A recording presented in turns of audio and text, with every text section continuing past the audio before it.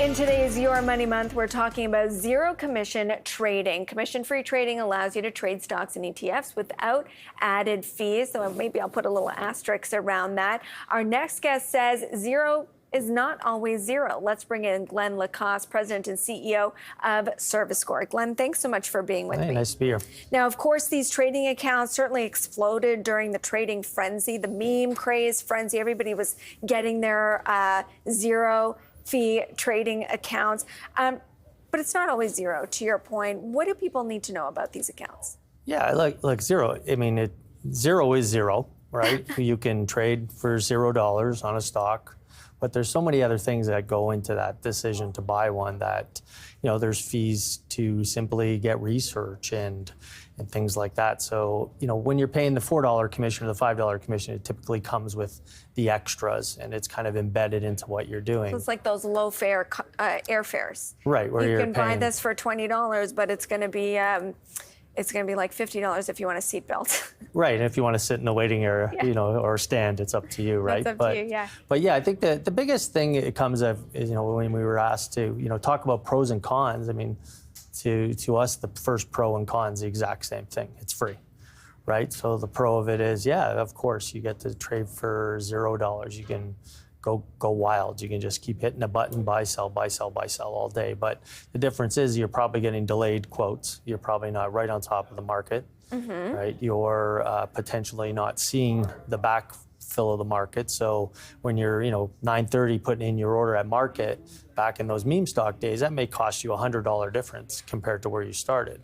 And then your order won't go through because, you were only trading maybe $1,000, or most of it was kids anyways, trading probably $100 as it was, right? So it's more of a form of gambling. But the zero, it's true when you look at I think our biggest message is everybody talks about Wealthsimple trade, right? But there's National Bank, that they came in 21 and they offer a full range of everything. So they're zero. They were the first to be zero ETFs.